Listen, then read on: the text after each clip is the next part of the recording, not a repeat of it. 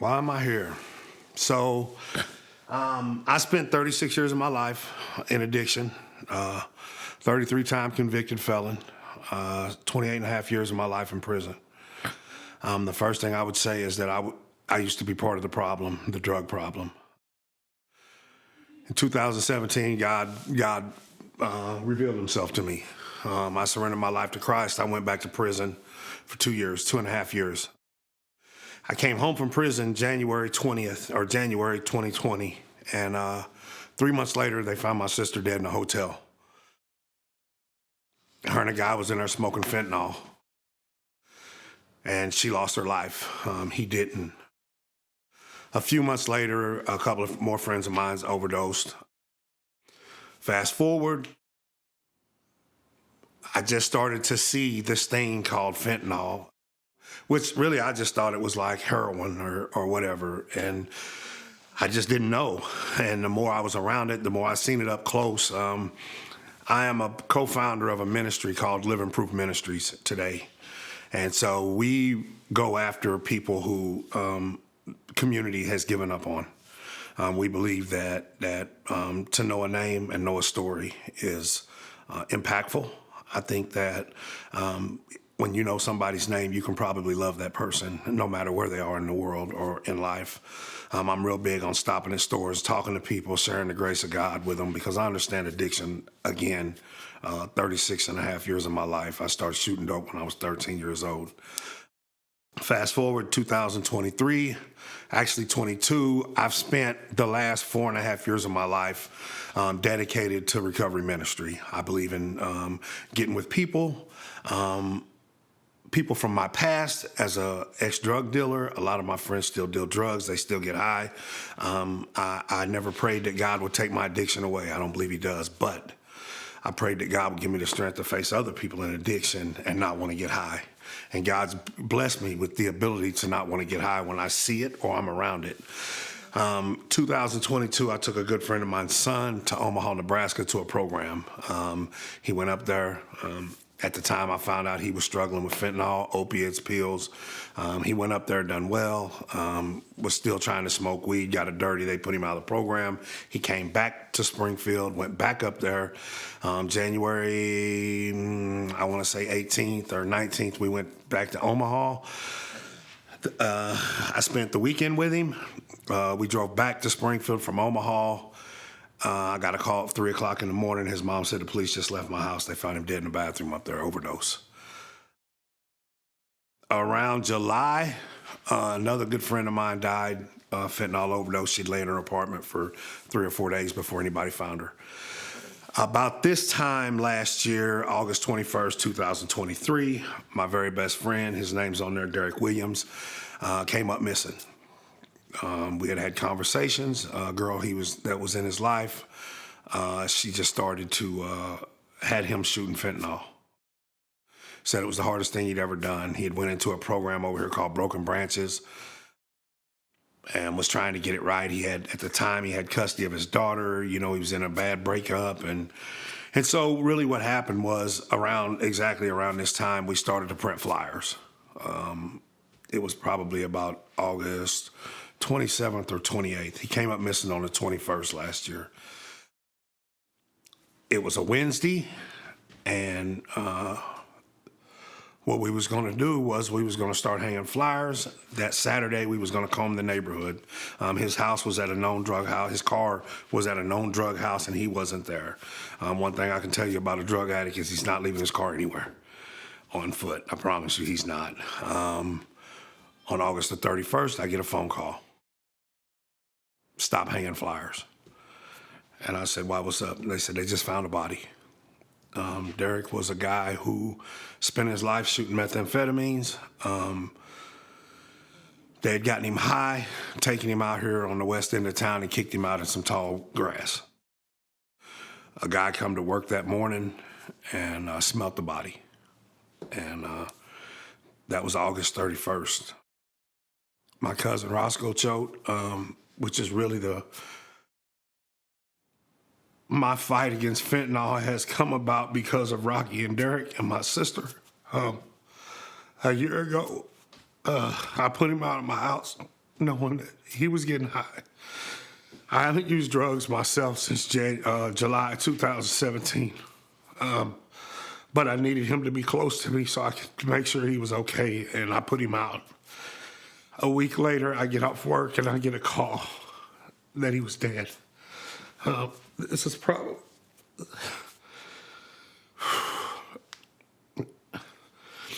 He was probably the closest person to me in this world. We're the same age. My mom and his dad are brother and sister. Everybody thought that I would just go back to using drugs. I'm not a real big recovery guy. I'm really not. I'm more of a God guy. I think that the world tells us that the world's got an answer for a sin issue, and the world don't. I've written programs. I've facilitated every program they've got. I've been through every 12-step, whatever. I'm not a real big 12-step guy. I'm a God guy, and I believe that why would we go to the resource when we can get straight to the source? It lit a fire under me, which is how I met some of the people that's come in here today. So last year in October, we decided to do a fentanyl rally. I always say the devil's got a new F word, and it's called fentanyl, and it's killing people. And so a lot of times what we fail to realize is that it doesn't matter to you until it affects you personally. It's kind of like cancer. You don't think about it until it's your mom or your sister or your brother. Well, fentanyl's the same way. And so the reality of the fentanyl is that it doesn't have a color, an age group. I don't care where you stand in life, what you have, how much money you got. Money cannot fix this problem. And the reason that I know that is because I watched it up close. And so what happens is you start to think and you give up on these people who honestly, it's like they won't stop. They're stealing from me. They won't quit getting high. I keep having to bring them back.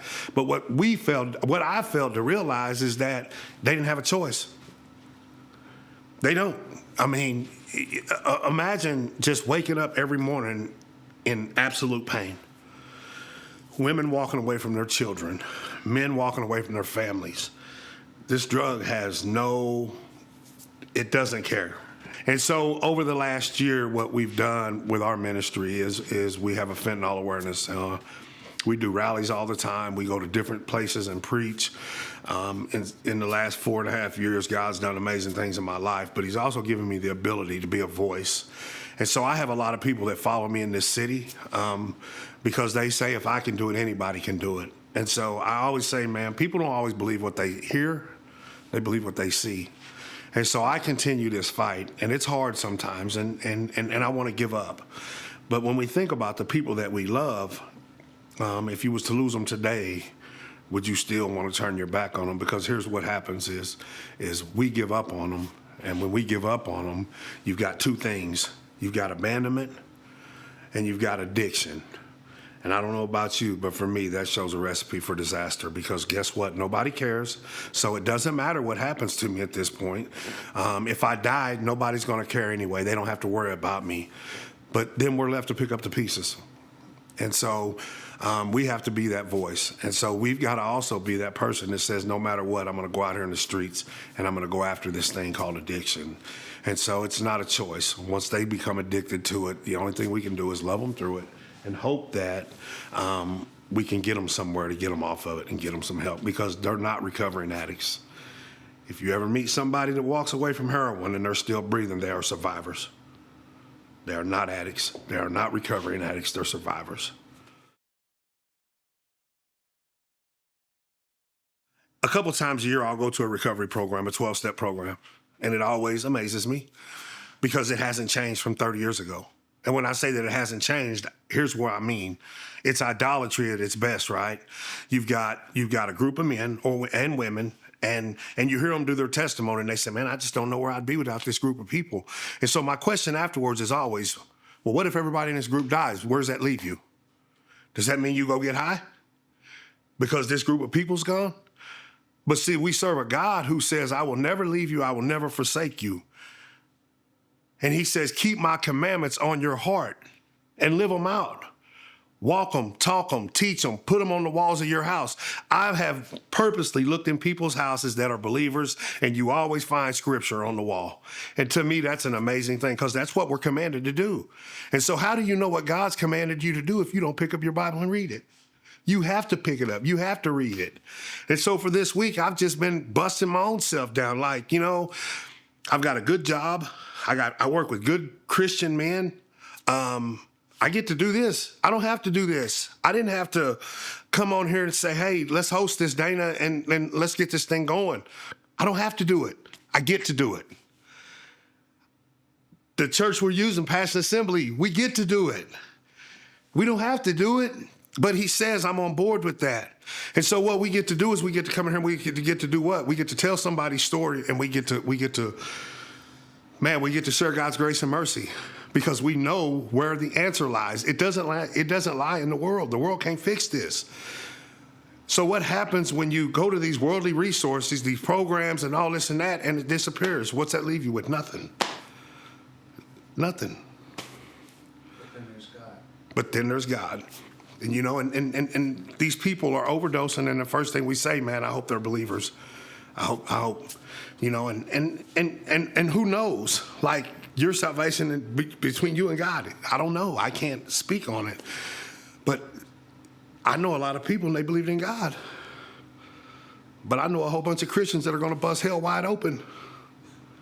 And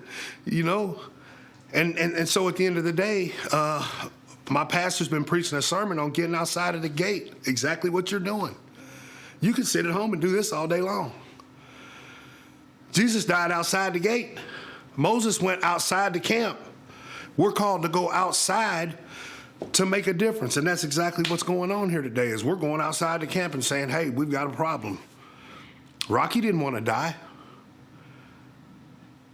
You'll never find a guy with a bigger heart in this world, I promise you. Crushed a lot of people. He just never could connect the two. He could never put it down. Not because he couldn't or didn't want to. It was just because he couldn't. So we have a ministry called Living Proof Ministries, because we believe we are living proof. Me and a friend of mine, we've been friends for a lot of years. He too suffered a life of addiction. I was a gang member. I was a gang leader actually in this city. I was a blood. I spent the majority of my life in the streets, and so did Brooks. We felt like we was called to ministry. 2 years ago, they was trying to take his kids away from him. They was up for termination of his rights. And I continued to chase him, like, come on, dude, let's go. Come on, man, come on. No lawyer in his area would take his case. They said, man, them kids are gone. He said, I don't need you, I got God. The Bible says he who is in me is greater than he who is in the world. I don't care who you are, you got a boss too, and it's probably God. And so he kept on fighting. Right now today, he's a single father with 3 kids under the age of 5. Raising them on his own with a business. 2 years ago, he looked like he was walking death around here. And so him and I got together and started a ministry. We go to different places, Midtown Recovery. We're getting ready to start a church over here at Broken Branches, September. And so we're out here in the streets. We go in homeless camps. We feed them. We go around the city. We take people. We pick them up. We get them to detox. We pick them up. We get them in a program. We help them get a job. And so we just continue to do this because, honestly, I'm just saying, if we don't do it, who's going to? And even the church I go to, like my pastor chased me down for 30 years with the gospel. When people was telling him he's never going to change. And here we are today, and I'm 7 years with no drugs. June 23rd, I become a minister. I got a picture of my certificate right in there on my phone. And even that church, I said, I don't know if I'll stay here. And he said, why not? I said, because they're not willing to do what I want to do. And he said, what's that? I said, go to the north side of Springfield and try to save lives. We can sit in church all day long and talk about church. Let's talk about church with somebody that don't hear it all the time. And I'm telling you, like rapid fire, the people in our church have come up out of that church. They signed up. We did an outreach over here a couple months ago. 100 and some people showed up. We've got a congregation of probably 300, maybe. But for 100 people to show up that's never been on the north side of Springfield, we drag them out. We make them uncomfortable. I do my testimony with a cop who, for 38 years, has sent me to prison multiple times. Today, he's one of my very best friends. Today, he just followed me to Omaha, Nebraska for a mission trip 2 weeks ago. FBI agents, they're my best friends. These are guys that's been trying to lock me up all my life. And I always say, man, we ain't smart enough to think this up, man. This is something only God could do. So we just keep walking through these doors because we know God's using us to build a bridge, not only from because they know I still hang out with guys. I don't hang out with them, but I still frequent these guys who are selling drugs. Because I got a story I like to tell everybody, right? Are you familiar with the Titanic? How many deaths was there? I don't know. I can't tell you. I don't know. But I can tell you this.